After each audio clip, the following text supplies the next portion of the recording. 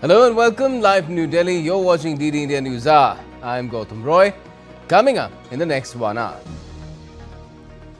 A Russian missile hits a children's hospital in Sumy, says Ukraine, as talks on a possible ceasefire go on between Washington and Moscow in Riyadh. Jailed Istanbul Mayor Ekrem İmamoğlu declared opposition presidential candidate amid mounting political unrest as over 1,100 protesters are detained in Turkey. Securities and Exchange Board of India doubles threshold for granular disclosures by foreign portfolio investors as trading volumes in India's capital markets have doubled in the last 2 years. And Greenland's Prime Minister dubs a planned visit to the island by US officials, including Second Lady Usha Vance, as highly aggressive in the wake of Donald Trump's vow to annex the autonomous Dutch territory.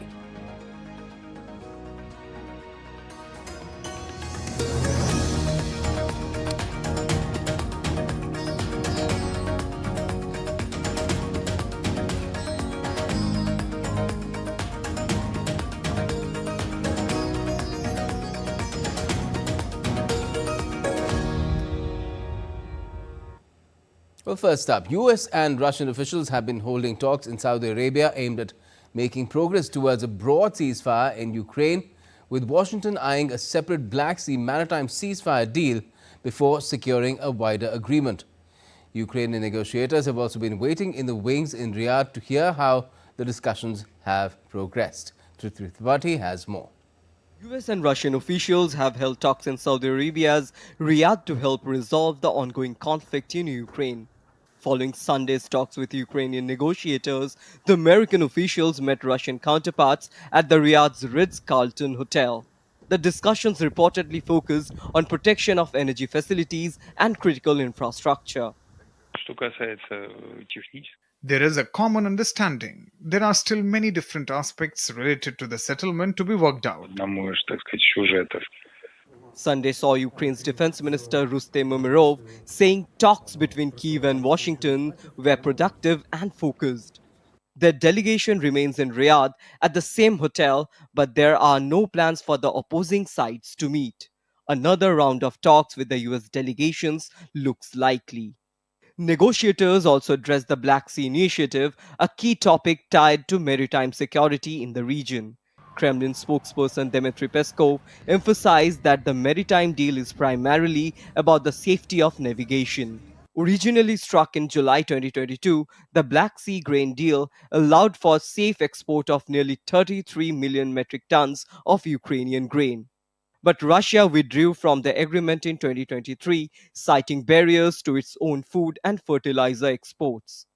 Now Washington is pushing for a separate maritime ceasefire deal in the Black Sea, seen as a critical step before achieving a broader settlement. Before the two Americans and Russians met, the talks in Riyadh remained muddled due to mixed messages. The US had talked of partial energy and infrastructure ceasefire after talks last week between Trump and Putin over the phone, but the Russia only mentioned halting of attacks on energy targets. Despite talk of an aerial ceasefire, Russia continues airstrikes, with both sides blaming each other. Confusion also surrounds the Black Sea, with the US citing a maritime ceasefire and Russia referring to reviving the defunct grain shipping deal. Though billed as technical talks to follow up on recent political agreements, the US hopes to expand the ceasefire and begin discussions on a potential line of control and international monitoring. Meanwhile, France is doubling down on its support for Ukraine. President Emmanuel Macron is set to host a summit of the Coalition of the Willing on Thursday. The meeting will focus on ramping up short-term military aid to Kyiv while also exploring long-term security guarantees to help Ukraine sustain its defense against Russia. With agency inputs, Tripti Tripaঠি's report for DD India. And on the ground, the situation remains dire as both the sides continue to exchange fire. In the latest developments, a Russian missile hit a children's medical facility in the northeastern city of Sumy, injuring over 65 people. Several high-rise buildings and a school were also damaged. The children, who were in a protective structure, were evacuated safely. Meanwhile, the Kremlin has reported that Russian forces successfully repelled a Ukrainian drone attack on a gas condensate field in Crimea. They also claimed that Ukraine launched 2 drone strikes on the Valuika gas distribution station in Belgorod region on the 22nd of this month. Additionally, Ukraine's state-owned railway website was taken down after a large-scale cyber attack on Sunday. After getting it back online, traffic has stabilized and operational services continued without any interruptions. Greenland's outgoing Prime Minister Mute Egede on Monday accused Washington of interfering in its political affairs with a visit of an American delegation this week to the Arctic island coveted by US President Donald Trump. In an interview, Prime Minister Egede said a planned visit to the island by US officials, including Second Lady Usha Vance, is highly aggressive. Trump has repeatedly expressed interest in the US taking over the island by force or economic coercion, even as Denmark and Greenland have firmly rejected the idea. Greenland is rich in raw materials, including minerals critical to advanced new technologies, and even Denmark's foreign minister has now come down hard on this proposed visit, saying that it is inappropriate because Greenland has just had elections as well, and right now there's no government in place. Istanbul's imprisoned mayor Ekrem İmamoğlu has been officially nominated as its presidential candidate by the opposition Republican People's Party for the 2028 top elections, as thousands continue to protest against his arrest. The CHP, which is the main opposition party and the second largest party in parliament, held a primary election on Sunday at which the only candidate was İmamoğlu, the main political rival of President Recep Tayyip Erdogan. Here's more.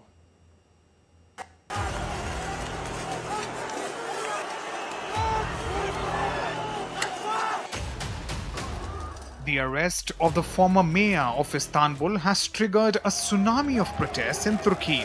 Thousands of protesters clashed with police in Istanbul on Sunday as demonstrations against the arrest of Mayor Ekrem İmamoğlu entered their 5th day.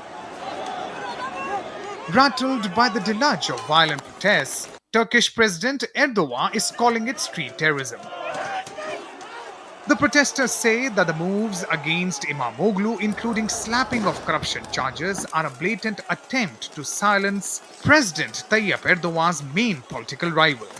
Istanbul streets witnessed pitched, intense battles as police fired pepper spray and tear gas at protesters who retaliated by throwing fireworks and projectiles. İmamoğlu's wife denounced the charges against her husband as unlawful and an example of blatant injustice. We had a hard day today for all of us, but what do we say? We will win by resisting. Amid protests, Turkey's main opposition, CHP, held a symbolic primary. The poll was intra-party, but the outpouring of support for İmamoğlu made the party open the voting to anyone who wished to participate. 15 million voters decided to vote. The massive turnout highlighted İmamoğlu's broad appeal and cements his status as a key challenger to President Erdogan. The primary has become a key rallying point for opposition. Istanbul's embattled Ekrem İmamoğlu was officially nominated as a presidential candidate by the opposition CHP party for the 2028 elections.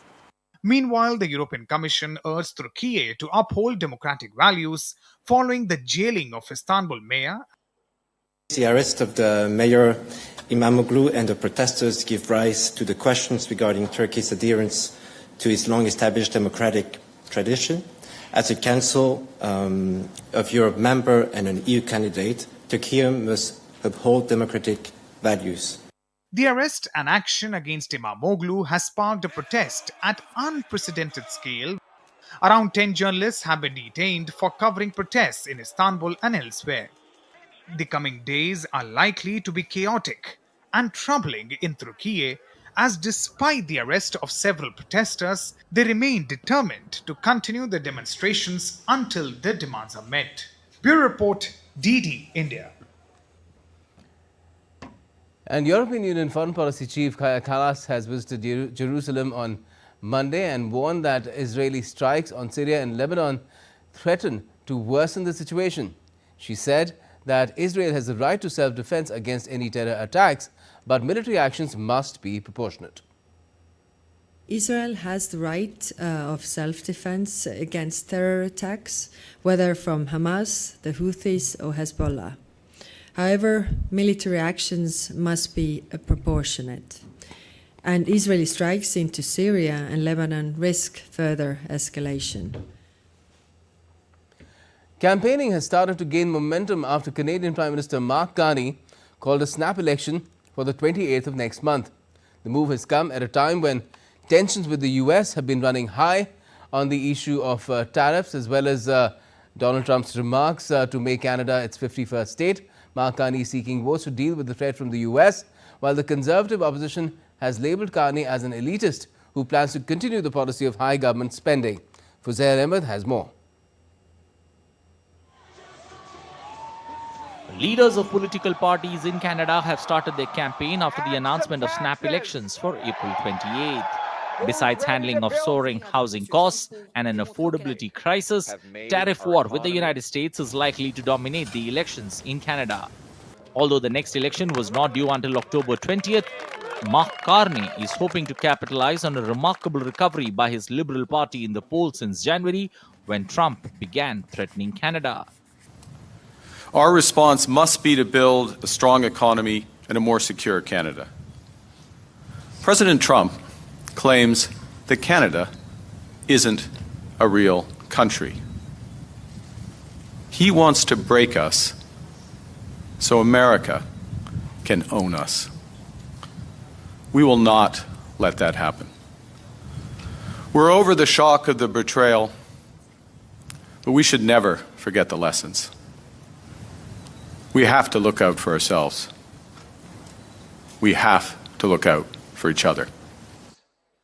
Riding the anti-incumbency wave until recently, the Conservatives now seek to rekindle the anger and disappointment associated with Justin Trudeau's economic policies. They have sought to portray Mark Carney as an elitist who plans to continue the Trudeau-era policy of high government spending. They are the same Liberals, with the same ministers, the same MPs, the same advisors, the same policies, and even today making the same promises that they've been breaking for over 10 years. And who did they choose to bring in? Mr. Carney. Under the Liberals, led by Trudeau or Carney, what we have is out-of-touch, weak leadership. And for Mr. Carney, someone who will not stand up for our country. On the other hand, Bloc Québécois is a key player in predominantly French-speaking province of Quebec. I do not have the feeling that Quebecers trust so much Mr. Poilievre.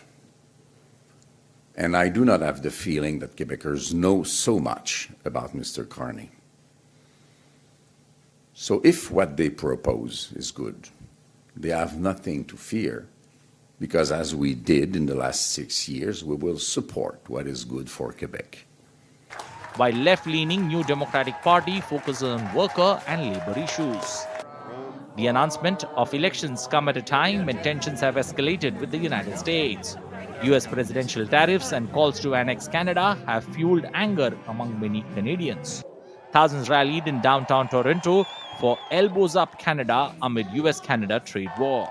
Huge demonstrations, enough to assure all that Trump trade and tariffs are going to be a major factor in these polls. Fuzair Ahmed's report for DD India. And Donald Trump's administration is expected to exclude sector-specific tariffs while implementing reciprocal levies on the 2nd of April. This was reported by Bloomberg and the Wall Street Journal. Trump had previously planned auto tariffs of around 25% and similar duties on semiconductors and pharmaceuticals, but delayed some auto tariffs following pressure from US automakers. The administration now plans to announce reciprocal tariffs on the 2nd of next month, but sector-specific tariffs will likely be excluded, although Donald Trump has also announced that he will now levy 25% tariffs on those countries which import oil from Venezuela.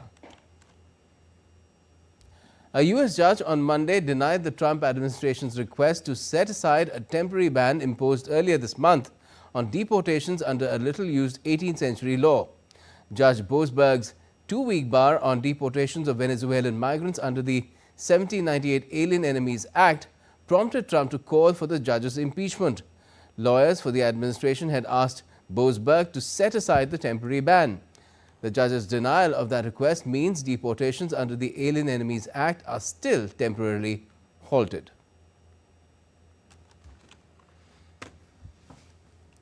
And still to come on DD India Newshour. Disruptions mar proceedings in both houses of India's parliament during the budget session on Monday. South Korea's Constitutional Court has reinstated Prime Minister Han Duck-soo as acting president, dismissing his impeachment in a 5-1 vote. And Australia offers extended work rights and career support to Indian students going to study there.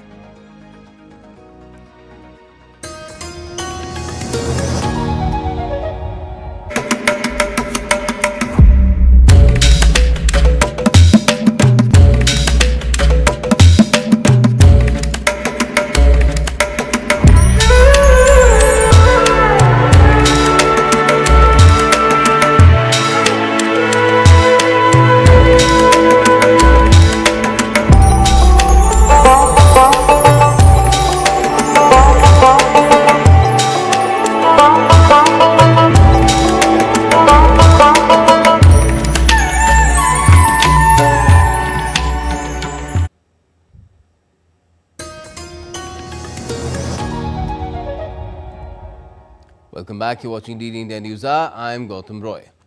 Now, in a new twist to South Korea's political crisis, the Constitutional Court has reinstated Prime Minister Han Duck-soo as acting president, reversing his impeachment. This ruling is part of a broader turmoil as the court also deliberates President Yoon Suk-yeol's impeachment stemming from his controversial martial law decree in December.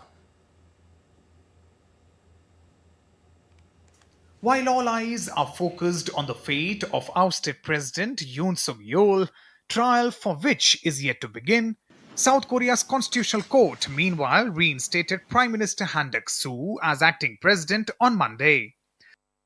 South Korea's Constitutional Court dismissed the impeachment of suspended Prime Minister Han Duck-soo in a divided ruling, reinstating him as acting president. The decision, final and unappealable, saw 5 justices vote to dismiss the impeachment and 1 vote to uphold it, following a political crisis over President Yoon Suk-yeol's alleged attempt to subvert civilian rule. As acting president, I will devote all my wisdom and capabilities to stabilizing the country's affairs in accordance with the constitution and laws, while securing our national interest in the trade war that has already become a reality. Han's impeachment stemmed from opposition over judicial appointments, leading to clashes with the Liberal Democratic Party. The conflict centered on his refusal to fill 3 vacant Constitutional Court seats, as the court's composition is crucial for removing President Yoon. Han insisted on bipartisan consent for the appointments, while Democrats accused him of aligning with conservatives in the ruling People Power Party, which supports Yoon's return to power. I sincerely ask for bipartisan cooperation between the ruling and the opposition parties so that the Republic of Korea can once again move forward and get through the current crisis. Meanwhile, a Seoul court revealed that President Yoon's criminal trial on insurrection charges, following which he was impeached from the parliament, will officially begin on April 14. The court's decision on Monday was closely watched ahead of the highly anticipated ruling on President Yoon's impeachment. Yoon, the first sitting South Korean president to face a criminal trial, was released from detention in early March, energizing his supporters. Rallies for and against him intensified over the weekend as the court verdict approached. Rabindra Chauhan's report for DD India. Thai Prime Minister Paetongtarn Shinawatra on Monday faced a no-confidence motion in Parliament as the opposition alleged she was being unduly influenced by her father, a former Prime Minister, and is mismanaging the country. Paetongtarn, who took office last year, is expected to survive her first no-confidence vote on Wednesday with the backing of a ruling coalition that makes up the majority of the House of Representatives. The opposition has accused Paetongtarn of neglecting the country's chronic problems, including slumping economy, air pollution, crimes and corruption. They've also claimed that her administration is serving the interests of her family and her father. India's defence production has grown at an extraordinary pace since the launch of the Make in India initiative. India's defence production reached 1.27 lakh crore rupees in FY 23-24, marking a 174% rise since 2014-15. Defence exports also hit a record 21,083 crore rupees in FY 23-24, expanding 30 times in a decade. Initiatives like IDEX and Samarthya are driving technological advancements in artificial intelligence, cyber warfare and indigenous weapon systems. India targets 3 lakh crore in defence production by 2029, reinforcing its position as a global defence manufacturing hub. 65% of defence equipment is now manufactured domestically. And this shift reflects a strong commitment to self-reliance, ensuring that India not only meets its security needs, but also builds a robust defence industry that contributes to economic growth. Now, the penultimate week of the budget session of India's parliament saw proceedings in both houses being adjourned multiple times following an uproar by opposition members. The Lok Sabha, or the lower house, was adjourned twice, first until noon and then later till 2 p.m. after opposition MPs carried posters, an act that the Speaker strongly disapproved of. The Speaker reminded the House that a previous decision had barred members from bringing any kind of posters into the chamber. Then later discussions on the Finance Bill 2025 have been underway in the lower house of Parliament, where members of Parliament are expressing their thoughts on the bill. But in the upper house, as disruptions continued, the Rajya Sabha and its proceedings had to be adjourned for the day on Monday. The uproar escalated when Parliamentary Affairs Minister Kiran Rijiju raised the issue of Karnataka Deputy CM D.K. Shivkumar's reported statement about amending the constitution to provide reservations for Muslims. This led to loud protests from the opposition benches, further stalling proceedings. Bilateral naval exercise Varuna 2025, which was jointly conducted by the Indian and the French navies, reaffirming their enduring partnership and commitment to maritime security, culminated recently. This edition of the exercise featured an array of multi-domain drills aimed at enhancing tactical and operational proficiency in complex situations. The structured drills in Varuna 2025 focused on various aspects of naval warfare, highlighting the interoperability between the two navies. India's market regulator, Securities and Exchange Board of India, or SEBI, held its board meeting under its new chairperson and addressed important issues, including doubling investment threshold by foreign portfolio investors and revisiting disclosures of board members. Take a look. Securities and Exchange Board of India Chairman Tuhin Kanta Pandey held his first board meeting and approved the proposal to double the investment threshold for foreign portfolios investors disclosures to 50,000 crore rupees from the earlier 25,000 crore rupees. This decision is seen to help reduce compliance burdens while maintaining transparency. The board has decided to revise based on public comments and recommendations of FPI Advisory Committee. So this size criteria is now being taken from 25,000 crore to 50,000 crore. But please note that the concentration criteria remains the same.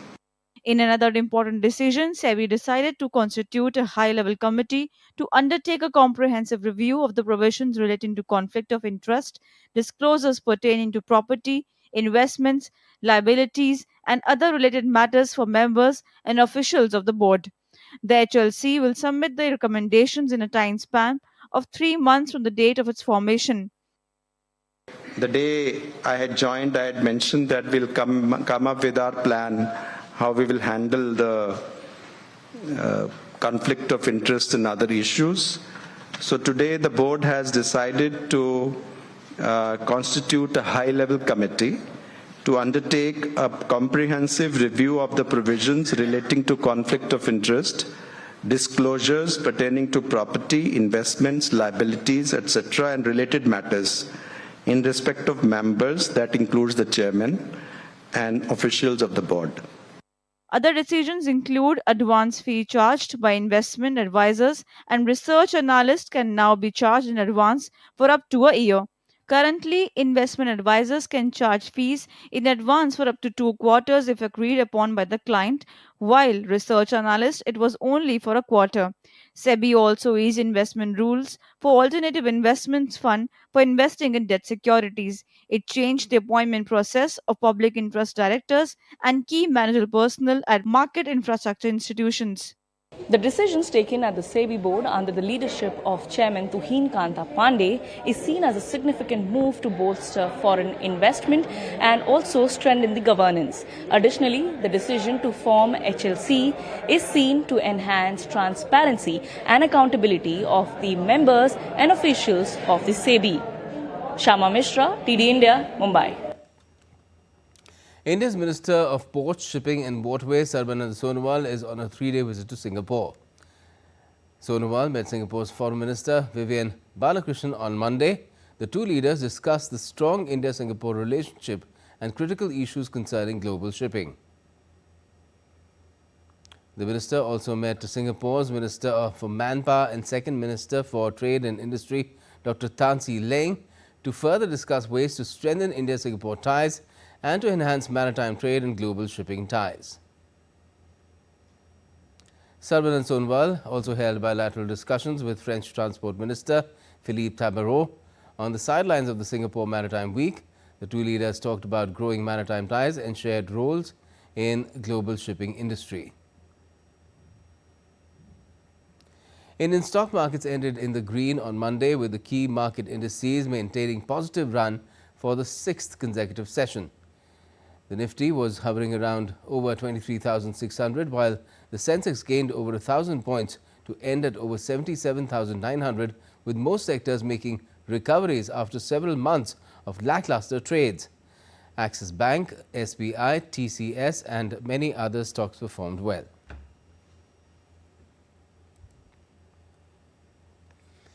At a time when the US is tightening rules for immigrants and students from abroad, Australia has offered extended work rights and career support to Indian students going for studies.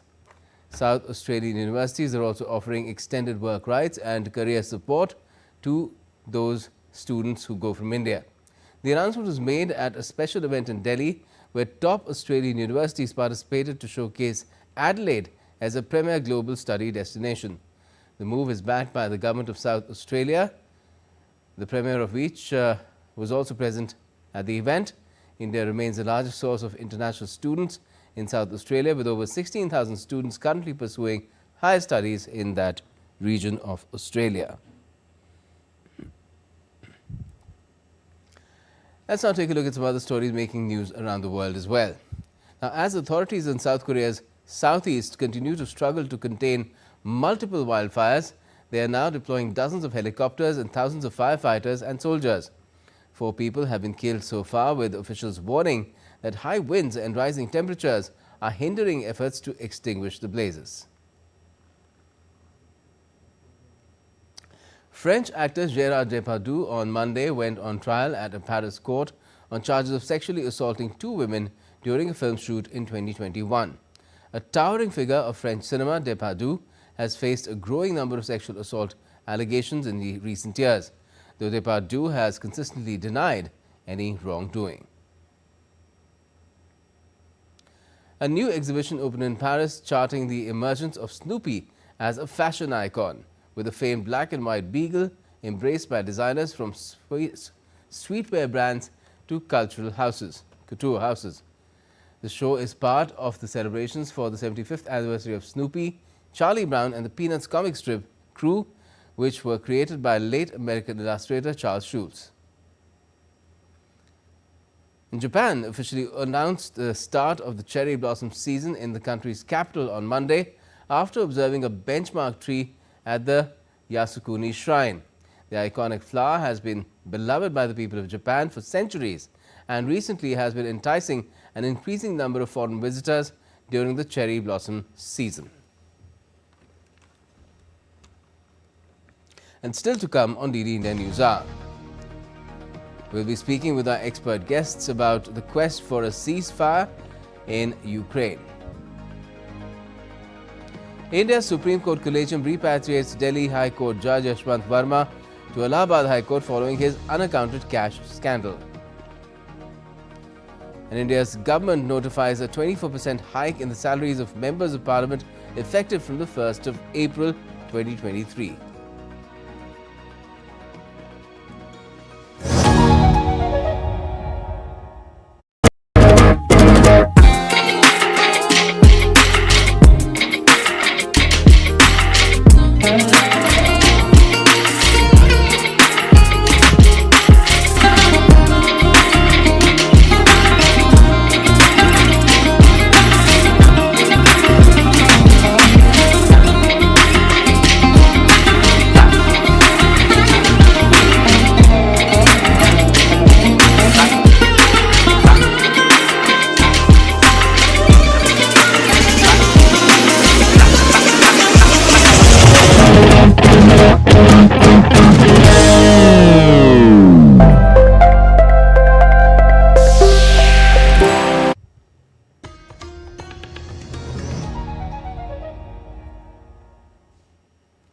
Welcome back. You're watching DD India Newshour. I'm Gautam Roy, and before we go any further, another look at our top stories. Russian missile hits children's hospital in Sumy, says Ukraine, as talks on a possible ceasefire go on between Washington and Moscow in Riyadh. Jailed Istanbul Mayor Ekrem İmamoğlu is declared opposition presidential candidate amid mounting political unrest in Turkey, as over 11,000 protesters are detained. And the Securities and Exchange Board of India doubles threshold for granular disclosures by foreign portfolio investors, as trading volumes in India's capital market have doubled in 2 years. Let's take you back to one of our top stories, which is all about the quest for a ceasefire, some kind of peace in Ukraine. The talks that are on in Riyadh between, well, US and Moscow today, but before that, even Kyiv and Washington had talked on Sunday. I'm joined for now by Vasilin Popovsky, former head of Peace and Governance Program, UN University, Tokyo. Thank you for joining us, Professor Popovsky. What do you make of the effort that is ongoing right now on the part of the US to somehow find common ground between Moscow and Kyiv, which has been extremely tough? Separate ceasefire from long-term peace. What is the negotiations currently going on in Saudi Arabia is to achieve a temporary ceasefire over 30 days. In fact, a week ago, the United States came with a proposal which Ukraine accepted unconditionally to cover every land, sea, and airspace. Russia refused that, and they limited the ceasefire only to cover the energy infrastructure. Currently in Riyadh, in Saudi Arabia, we're expecting to hear what will happen between the talks. Yesterday, there was a talk between United States and Ukraine, which will continue over the next days. But in parallel, in the same place, in Riyadh, there will be conversation also between a Russian delegation and United States. Right. We're also joined Obviously, by... I would think that... Go ahead. Please complete what you were saying. I think ceasefire is possible. A temporary ceasefire is possible. It remains to be negotiated as to what exactly will be covered. Certainly energy infrastructure is already agreed, possibly also the freedom of passage through the Black Sea, the shipments exporting Ukrainian and Russian grain exports could be also protected by the ceasefire. The question remains whether Russia will agree also to cover the rest of the targets, and we just saw in your pictures a minute ago show that in Sumy there was a civilian target hit with a lot of 60 people being injured. Over the weekend there were a hit in Kiev, in the capital of Ukraine, with a family with a 5-year-old daughter being killed. So someone probably should stop shooting when they go to negotiate ceasefire. Yes, that would be helpful, I guess, but it's not happening for the time being. Ambassador Mohan Kumar also joins us. He's a former senior diplomat. He's been India's ambassador to France, among holding many other positions of responsibility. Good evening, Professor Mohan Kumar. What do you make of Ambassador Mohan Kumar? Now, what do you make of this effort where clearly the US manages to get Ukraine to agree to certain things that they are willing to concede, and when it comes to having Russia meet it around the same points in agreement, that seems to be more difficult to muster? I agree with your assessment, Gautam. My sense is that a 30-day ceasefire was proposed to the Ukrainians yesterday, and the Ukrainians accepted it unconditionally, gave the Americans a list of infrastructure points that they said should not be attacked by Russia. And when the Americans met with Russia today, the conversation seems to be focused not so much on the 30-day ceasefire, but as Professor Popovsky was saying, they are talking about a maritime security deal or a maritime ceasefire deal, which is known as the Black Sea Grain Initiative. The reason why the Russians are keen on the Black Sea Grain Initiative is because it will enable the Ukrainians to send grains, but it will also equally enable the Russians to export farm produce and fertilizers and thereby get an exemption from the sanctions. That seems to be Russia's main objective. But the US does not. The US does not seem to be offering. The US does not seem to be offering any waiver of sanctions at the moment, is it? Well, if they accept a Black Sea maritime security deal, they would be giving Russians an exemption, because that way Russia can export farm produce and fertilizers through the Black Sea. Because the last time the agreement, Russia walked out of it because it said that it's not getting a benefit of letting Ukraine export its grain because it was still under sanctions. Its own exports were still under sanctions. Correct. So I think right now it is not direct talks between Russia and Ukraine, but proximity shuttle diplomacy by the Americans. They're talking to the two delegations separately. At some point, I'll be surprised if they don't agree to a 30-day deal. But I think the devil is in the details. What happens after is the problem, because we don't know whether that will go on to a permanent ceasefire. There will then have to be discussions about peacekeeping. Then finally, some kind of a settlement, which could be land for peace. So I think this is just the beginning, and I see a long road ahead in terms of talks. I don't think this is finishing anytime soon. Professor Popovsky, do you feel that here there is an imbalance really in terms of the US mediating this entire situation, because it has a lot of leverage?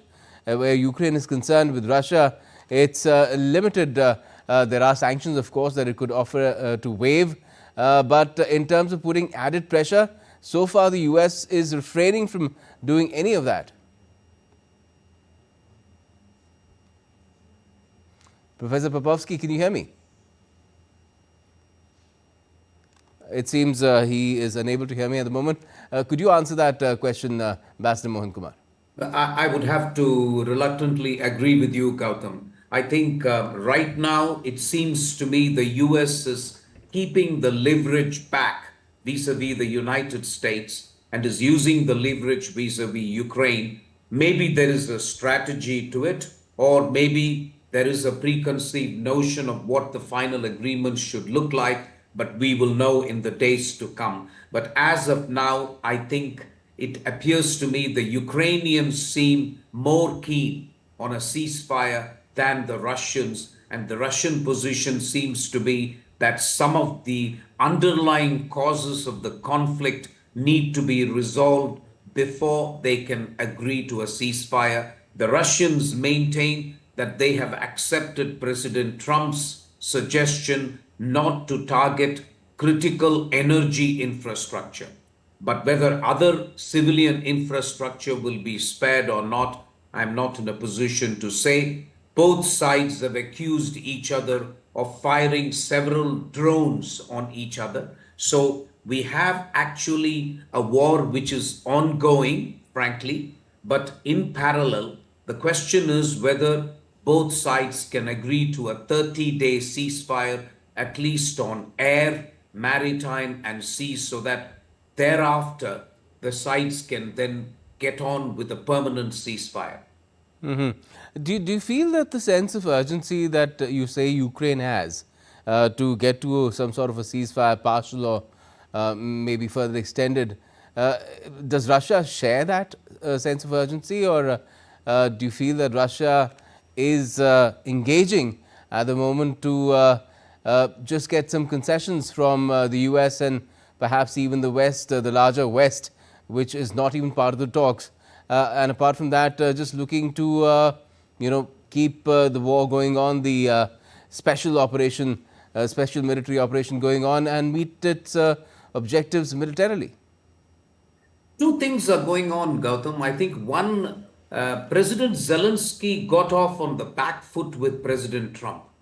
You remember the Oval House meeting, which there was a complete meltdown in the talks between President Zelensky and then President, where the Vice President J.D. Vance intervened, and it just collapsed. So there was an eagerness on the part of Ukraine and on President Zelensky to get on to the right side of President Trump quickly, because they realized that without the United States, they will be in deep trouble. So they may have accepted the offer of a 30-day ceasefire unconditionally post-haste.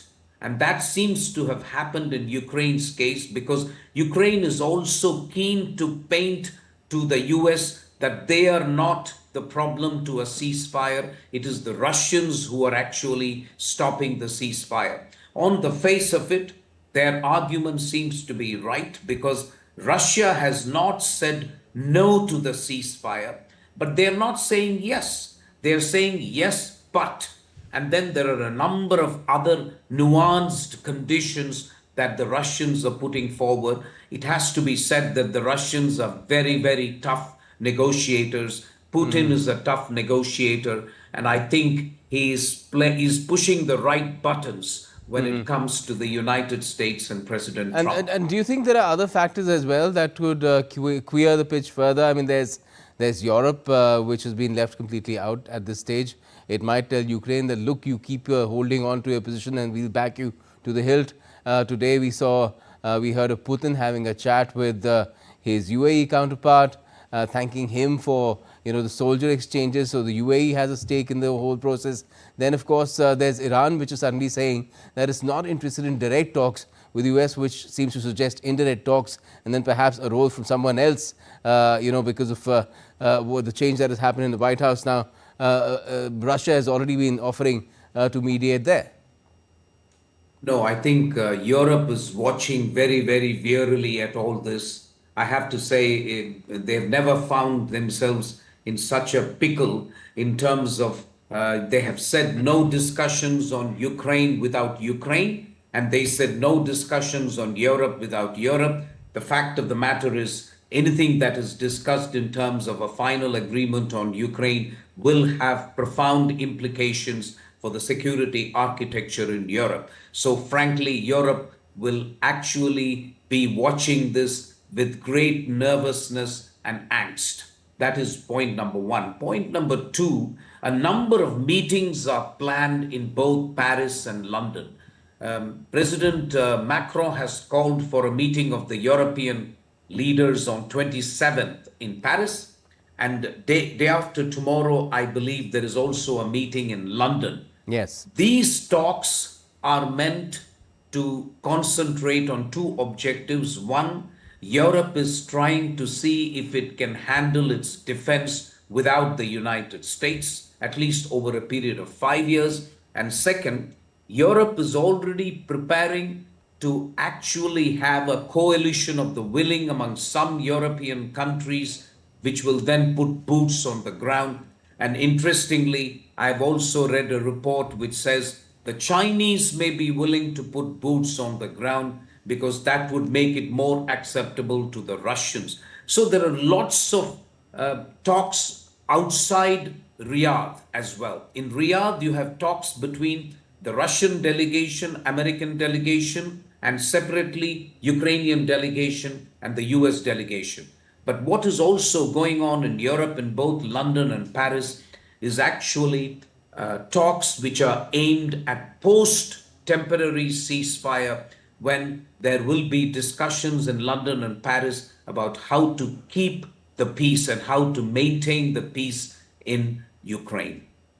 Yes, a very intricate web being weaved, and we don't know what will really emerge as to who might get trapped and who might make a good meal for themselves. We'll have to wait and see what happens. Thanks a lot for joining us for the moment, Ambassador Mohan Kumar. Now let's take a look at some other stories making news around the country, where India's President Draupadi Murmu graced the Silver Jubilee celebrations of the Chhattisgarh Legislative Assembly in Raipur on Monday. While addressing the Assembly, President Murmu said that the people of the state will soon achieve success in their efforts to completely free Chhattisgarh from left-wing extremism. The Supreme Court's collegium on Monday issued a resolution to repatriate Delhi High Court Judge Yashwant Verma to the Allahabad High Court. This comes just days after the discovery of unaccounted cash at his official residence following a fire. The Government of India has notified a 24% increase in the salaries of members of Parliament effective from the 1st of April 2023, raising their monthly salary from about 1 lakh rupees to 1.24 lakh rupees. The last salary revision of the MPs had been carried out in April 2018. With the aim of enriching its biodiversity, the Assam State Zoo and Botanical Garden has received 15 new species through an animal exchange program with Chatbir Zoo in Chandigarh. The newly acquired species include the black buck, golden pheasant, comb duck, among others. And still to come on DD India Newshour. India is accelerating efforts to eliminate tuberculosis by 2025. The Board of Control for Cricket in India has announced central contracts for India women's team for 24-25. And New Zealand qualifies for the 2026 Football World Cup with a 3-0 defeat of New Caledonia.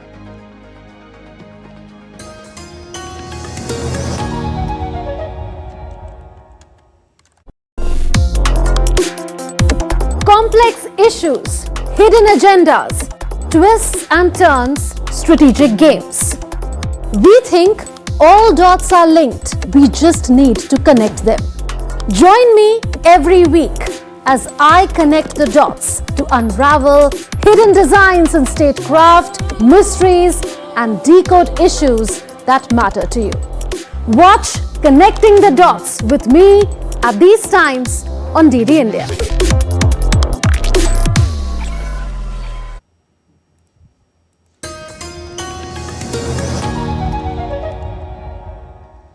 Welcome back. You're watching DD India Newshour. I'm Gautam Roy. Now, the 24th of March marks World Tuberculosis Day, a reminder of the urgent need to eliminate one of the world's deadliest infectious diseases. This year's theme, Yes We Can End TB, Commit, Invest, Deliver, highlights the importance of global commitment, investment and action in combating tuberculosis. In India, the government is accelerating its efforts to eliminate the disease by this year itself. World Tuberculosis Day is observed every year on March 24, the date when Dr. Robert Koch discovered the bacterium responsible for tuberculosis in 1882. Over a century later, TB remains a major global health crisis, causing millions of deaths and imposing severe social and economic burdens. TB is a highly contagious airborne disease primarily affecting the lungs. The infection spreads when an infected person coughs, sneezes, or spits, releasing bacteria into the air. Drug-resistant TB is an emerging challenge, making treatment more difficult. This year, India is intensifying its fight against tuberculosis. Minister of State for Health and Family Welfare Anupriya Patel inaugurated the India Innovation Summit, pioneering solutions to end TB in New Delhi on March 18. The National TB Elimination Program is steadily progressing towards the goal of TB elimination from the soil of India and has made some key achievements. WHO's Global TB Report 2024 has also acknowledged that the incidence rate of TB in India has shown a 17.7% decline from 237 per lakh population in 2015 to 195 per lakh population in 2023. The National TB Elimination Program states that the number of missing cases has been reduced from 15 lakh in 2015 to 2.5 lakh in 2023. According to WHO's Global TB Report 2024, the incident rate of TB in India has shown a 17.7% decline from 237 per lakh population in 2015 to 195 per lakh population in 2023. TB deaths have reduced by 21.4% from 28 per lakh population in 2015 to 22 per lakh population in 2023. Minister Patel also added that TB treatment coverage in India increased by 32% in last 8 years, from 53% in 2015 to 85% in 2023. In India's northeastern state of Meghalaya, Riyadh in Shulai, a 33-year-old TB survivor from East Khasi Hills, opened up about her personal battle with multi-drug resistant tuberculosis. TB itself, which has an attachment with stigma, So when they are diagnosed with TB, most of the champion, they don't want to share their status. I realized that counseling is such a powerful tool for TB champions, because with the side effects of the medicines, it really plays, the and psychological effects as well. So emotional support is what they needed the most. As the world works towards ending tuberculosis, India's rapid progress and innovative approaches offer hope for a future free of this disease. The challenge remains tough, but with sustained efforts and global collaboration, TB elimination is very much within reach. Bureau Report, DD India. And India observed World TB Day on Monday, reaffirming its commitment to eliminating the disease by 2025. The day aims to raise awareness about the global health threat posed by tuberculosis, which primarily affects the lungs and spreads through the air when an infected person coughs, sneezes or spits. On this day, Union Minister of Health and Family Welfare, J.P. Nadda, addressed the World TB Day in Vigyan Bhavan in the national capital, Delhi. He said that Indian government will leave no stone unturned to eliminate TB this year itself. 22 line departments have joined hands for this TB Mukt Bharat, and that is why we have been able to get such good results. The whole of the society, whole of the government इस approach को लेकर के हम चले हैं. हमारा राजनीतिक commitment, political will और पॉलिटिकल कमिटमेंट ये इस बात से दर्शाता है कि जिस प्रकार प्रधानमंत्री ने कहा है कि दिसंबर 2025 तक हम चुप नहीं बैठेंगे और ट्यूबरक्लोसिस को एलिमिनेशन करने में कोई भी we will not leave any stone unturned and we are working in that direction. That we have to understand. As part of the upcoming waves, the Media and Entertainment Association of India, in collaboration with the Ministry of Information and Broadcasting, has organized Waves Anime and Manga contest in Mumbai. As many as 297 participants took part in the contest that aims to champion India's creator economy under the Create in India initiative. Similar rounds were held in cities like Guwahati, Kolkata, Bhubaneswar, Varanasi and Delhi. We are doing this challenge called WAM, which is anime, manga and webtoons competition. In this, we are hunting talents, we are giving the scope to the artists to bring up their IPs. So we have decided to go to the 11 cities. 5 cities in the east has been done, and now we are in the 6th city, Mumbai. I think this event has really brought out the best in kids and allowing them to explore their creativity, bring it out to the world. And I think that's a huge thing. It's a first step, like I said before, it's the first step in taking anime manga to the next level in India. It's really exciting to see how our young kids are so talented, and this actually provides them with a very good platform to build their talent more in the future. The Dubai International Arts Centre is currently hosting Rang De Gulal, an exhibition celebrating India's diverse folk art traditions. Organized by the Indian Folk Art Corridor, the event features 24 Indian artists offering a global platform for traditional art forms deeply rooted in the country's cultural heritage. The exhibition underscores the strengthening cultural ties between India and the UAE, highlighting Dubai's role as a thriving hub for artistic exchange. By offering Indian folk artists an international stage, the event fosters cross-cultural appreciation and economic opportunities, reinforcing the shared artistic heritage between the two nations. Dubai has a lot of opportunities for artists here. Dubai being a cosmopolitan hub, artists from all parts of the world are settled here. Indian artists also have a huge opportunity here. There are a lot of exhibitions being conducted here across Dubai, across UAE. So I encourage all Indian artists to come forward and be part of the art arena here in Dubai. You're watching DD India Newshour, and it's time now to get to some sporting updates as well. The Board of Control for Cricket in India, that's the BCCI, has announced the central contracts for the India women's team for 2024-25 on Monday. A total of 16 players have received central contracts this time around. Skipper Harmanpreet Kaur, Vice Captain Smriti Mandhana and Ace all-rounder Deepti Sharma have retained their positions in Grade A. Renuka Thakur, Jemima Rodriguez, Richa Ghosh and Shefali Verma have been included in Grade B. Left-arm spinner Rajeshwari Gaikwad, however, did not retain her spot. New Zealand have qualified for the 2026 World Cup on Monday with a 3-0 defeat of New Caledonia. Veterans Michael Boxall and Costa Barbarouses scored in a second-half burst to help their country return to the finals for the first time since 2010. The victory paves the way for New Zealand to make their third World Cup appearance after playing at the 1982 and 2010 finals. And that's all we have for this edition of DD India News Hour, but let us know your thoughts on the news of the day. And for those on the go, you can catch all the latest news and updates from India and across the world on DD India's mobile app. It's available on both Android and iOS. You can scan the QR code on the screen and download the app right away. And we'll be back with more news as it breaks here on DD India. I'm Gautam Roy, and from all of us here in Delhi, thanks for watching DD India News Hour.